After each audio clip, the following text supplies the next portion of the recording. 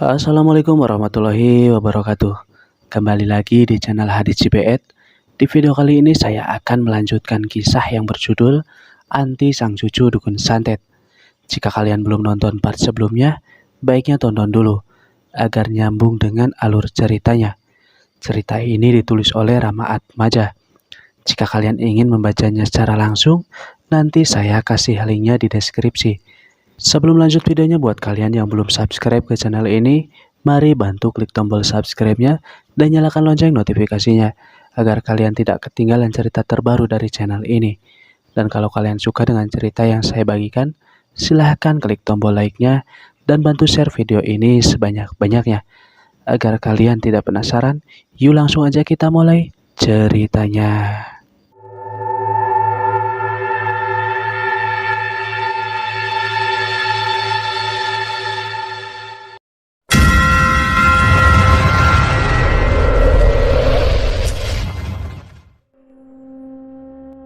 Sepertinya anak ibu sedang jatuh cinta, ujar Bu Fatimah mengagetkan lamunannya. Ibu, ngomong apa sih? Tanya Braha memandang sang ibu yang senyum teduh. Ibu tidak masalah kamu suka dengan siapa, tapi lihatlah, ucap Bu Fatimah memandang orang itu. Braha mengikuti arah pandangan ibunya. Dia melihat ke orang itu yang tengah memperhatikan Wanti dengan tatapan kebencian. Braha menundukkan kepalanya. Dia merasa bersalah karena dulu sempat menyukai orang itu, orang yang bernama Isna. Namun karena sifat Isna yang egois dan Braham pikir Isna bukanlah wanita yang baik-baik, membuat Braham perlahan menjauhinya. Isna merupakan karyawan pertama yang melamar pekerjaan di tempat ini, jauh sebelum dibuka, atau waktu masih dalam pembangunan. Tidak ada yang tahu Isna orang mana atau tempat tinggalnya di mana. Sebenarnya tanpa syarat lamaran kerja, semua orang yang melamar kerja di tempat tersebut pasti diterima, selagi masih membutuhkan karyawan. Berbeda dengan Wanti, yang memang tidak tahu dan ketika dia melamar kerja di situ, kebetulan ada salah satu karyawan yang berhenti. Isna kembali ke dapur karena tempat kerjanya memang berada di bagian dapur. Sedangkan Wanti dan Rida menempati bagian pramusaji. Braham masih memandang Wanti dari kejauhan dan tiba-tiba Wanti balik memandang dengan senyuman. Walau hanya sepintas membuatnya menjadi salah tingkah karena telah memandang Wanti cukup lama. Jeh, celetuk Bu Fatimah. Apaan sih Bu? Gumam Braham, memalingkan wajahnya meninggalkan sang ibu karena malu. Tak terasa, sudah 3 hari Wanti bekerja di tempat tersebut. Namun tubuhnya mulai berasa tak enak. Kelopak matanya kehitaman, menandakan kurang tidur. Wanti mendadak sakit, tetapi dia masih ingin bekerja. Wanti tak bisa fokus dengan kerjaannya. Wajahmu pucat dan matamu seperti mata panda gitu? Tegur Rida dikala waktu senggang. Iya Rid, selama di sini aku tidak bisa tidur. Jelasnya memejamkan kedua matanya sambil menguap. Kenapa? Tanya Rida. Entahlah, kerap mimpi aneh membuatku takut untuk tidur. Jelasnya lagi. Ya sudah sana, istirahat sebentar. Mumpung masih sepi, seru Rida. Memangnya tidak apa? Tanya Wanti ragu. Tidak apa selama masih di sini. Jangan ke mes, gumam Rida. Iya, terima kasih Rid. Jawab Wanti menenggelamkan kepalanya di atas kedua tangan di atas meja. Iya, nanti aku ucap Rida terpotong. Ya elah nih anak, belum selesai ngomong sudah tidur duluan. Sambungnya tersenyum, mengikuti apa yang Wanti lakukan. Bu Fatimah yang sudah biasa melihat pemandangan tersebut tak membuatnya marah atau jengkel. Melainkan Bu Fatimah merasa senang karena ada sedikit waktu istirahat untuk karyawannya. Sangat jarang bagi karyawannya mendapatkan istirahat di waktu kerja. Hanya hari-hari tertentu saja kala mendadak ada pelanggan Mereka yang tertidur dibangunkan oleh temannya, atau terkadang Bu Fatimah sendiri yang membangunkan mereka. Kurang dari setengah jam, ada pelanggan datang. Rida dan Wanti dibangunkan oleh teman sesama pramusaji. Mereka langsung bangun, lalu cuci muka dan kembali bekerja. Malam minggu pun tiba. Sehabis kerja Wanti memilih pulang, karena kebetulan juga sorenya mendapat kabar kalau ibunya sudah membaik dan bisa dibawa pulang ke rumah. Tetapi ada kendaraan yang melewati tempatnya tinggal. Kendaraan yang melewati tempat tinggalnya hanya sampai sore saja. Wanti yang ingin pulang membuatnya berdiri di pinggir jalan. Kali saja masih ada kendaraan yang lewat, atau kebetulan hendak pulang, gumamnya. Braham datang dengan mobilnya. Baru masuk area parkir rumah makan, dia melihat ke arah wanita yang berdiri di samping jalan. Wanita yang sepertinya tidak asing, namun karena gelap Braham pun tak tahu itu siapa. Sampai wajahnya tersorot mobil yang lewat, barulah Braham tahu kalau itu adalah Wanti. Braham langsung memutar balik mobilnya, keluar dari area parkir rumah makan. Mobilnya kembali turun ke jalan, mencari arah memutar dan langsung memberhentikan mobilnya di tepi jalan, tepat di samping Wanti berdiri. Dari kejauhan, dari lantai 2, Mes Isna yang sudah mengawasi Wanti cukup lama, melihat Braham keluar dari mobil mengajak Wanti masuk ke dalam mobil. Isna kembali geram. Dia semakin benci dengan Wanti. Di dalam mobil yang baru mulai berjalan, Wanti memilih diam sambil melihat keluar jendela, memalingkan wajahnya dari Braham. "Kamu aneh, sudah tahu kalau jam 7 malam saja sudah tidak ada mobil yang melewati jalan dekat rumahmu, tetapi malah menunggu di pinggir jalan," ujar Braham dengan sedikit senyuman. "Nggak aneh kok mas, buktinya saja ada mobil yang hendak ke sana," jawab Wanti masih menatap jalan. "Mobil yang mana? Bukannya mas datang, kamu masih berdiri di tepi jalan?" tanya Braham. "Mobilnya Mas Braham," jawab Wanti tersipu malu. "Ya juga ya," ucap Braham. Sepanjang perjalanan mereka terus mengobrol, tetapi Wanti memilih melihat dari balik jendela mobil yang berada di sampingnya karena merasa malu. Sedangkan Braham masih terus mengajaknya mengobrol, tetapi lama-kelamaan tidak ada jawaban. Saat Braham menoleh ke arah Wanti, didapatinya Wanti sudah terlelap. "Pantas aja nggak jawab," keluh Braham. Hanya sekian detik saja Braham menoleh, tetapi ekor matanya melihat sosok wanita berdiri di depan mobil, membuatnya dengan sigap menatap arah depan sambil menginjak rem kuat-kuat. Suara lengkingan decit ban terdengar, mobil mendadak berhenti, membuat Wanti kaget dan terbangun dari tidurnya. "Ada apa mas?" tanya Wanti kaget, menatap Braham dan menoleh ke arah depan. "Tadi aku lihat ada perempuan berdiri," jelasnya sambil membuka sabuk pengaman, kemudian turun dari mobil. Wanti ikut melepaskan sabuk pengamannya, menyusul Braham yang keluar dari mobil.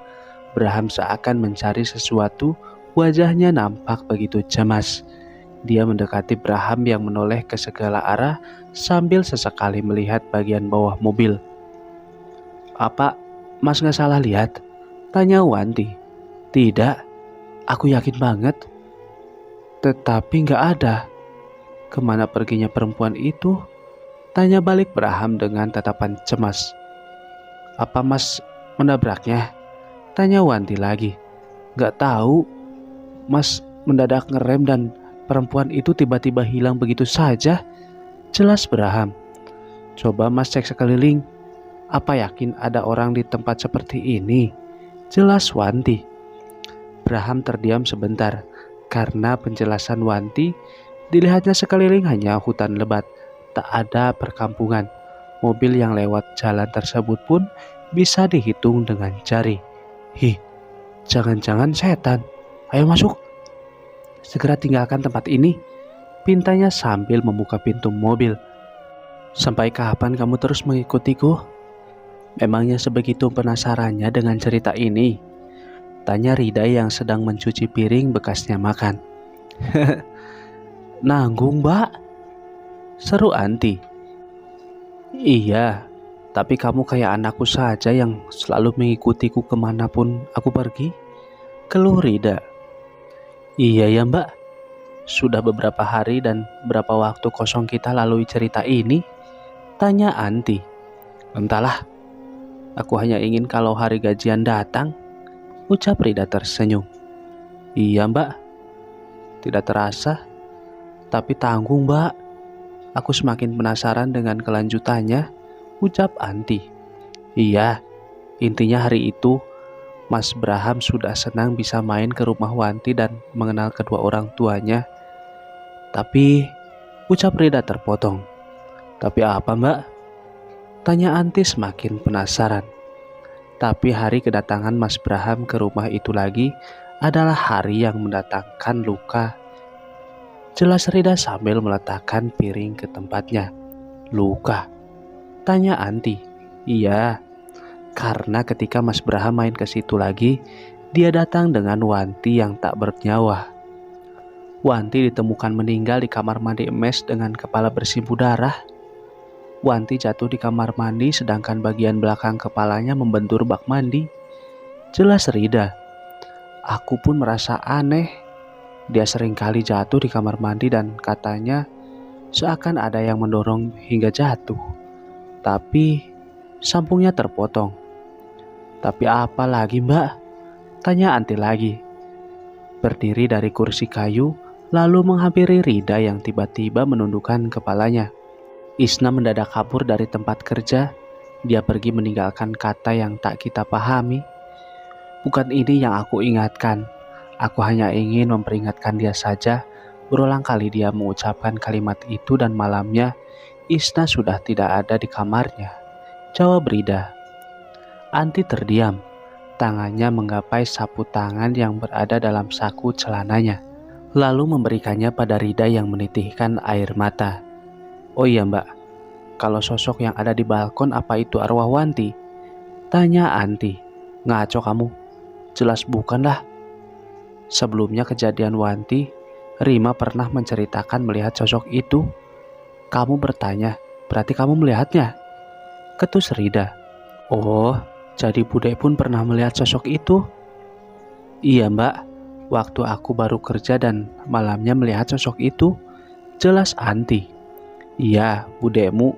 Awalnya Rima menceritakan hal itu pada Isna, tapi katanya Isna tidak percaya. Rima juga satu kamar dengan Isna, tapi di malam Isna menghilang budemu itu tidak tahu, taunya pas pagi. Jelas Rida.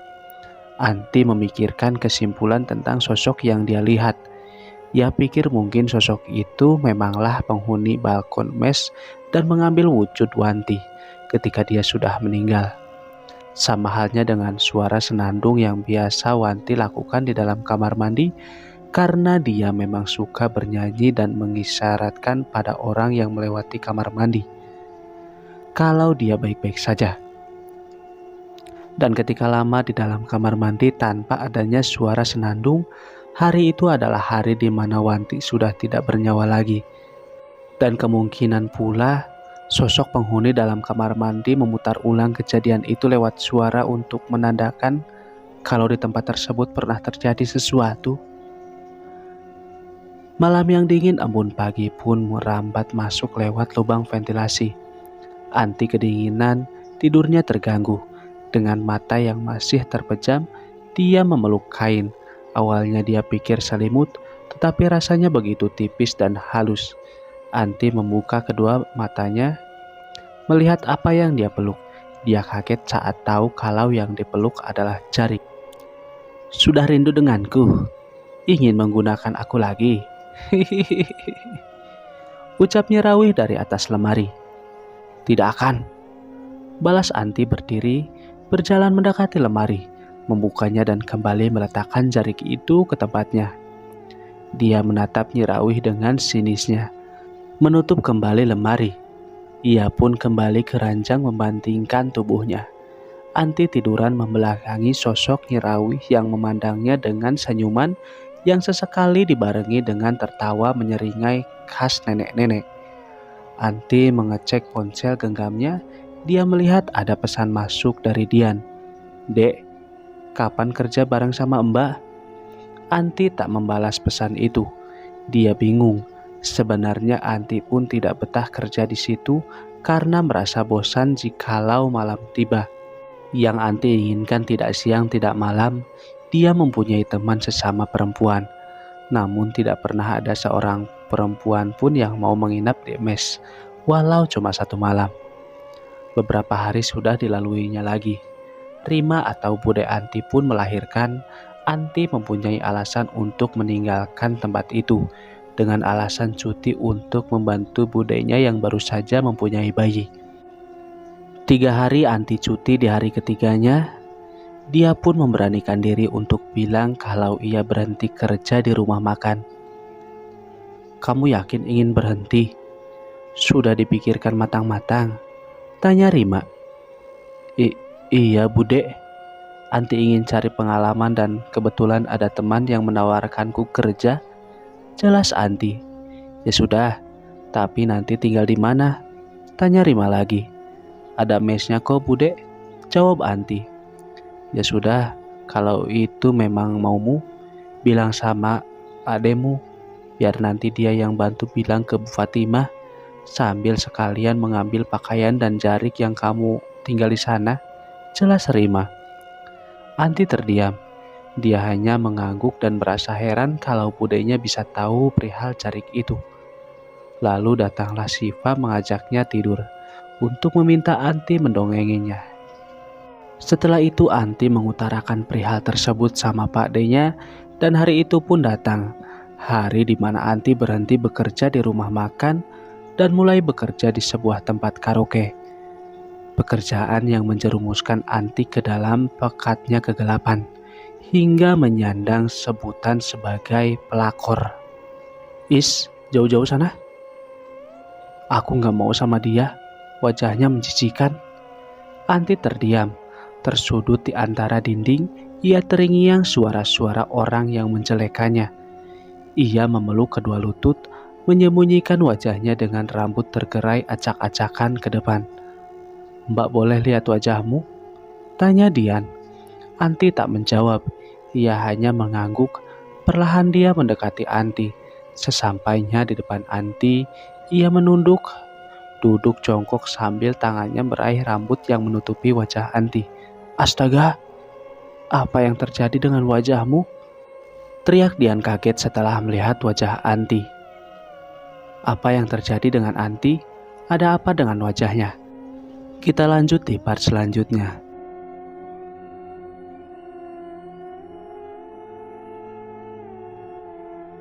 Agar kalian tidak ketinggalan ceritanya, subscribe dulu buat yang belum dan nyalakan lonceng notifikasinya. Dan bantu share video ini sebanyak-banyaknya agar saya tambah semangat lagi membuat kontennya. Saya Hadi pamit undur diri, mohon maaf bila ada salah-salah kata. Wassalamualaikum warahmatullahi wabarakatuh.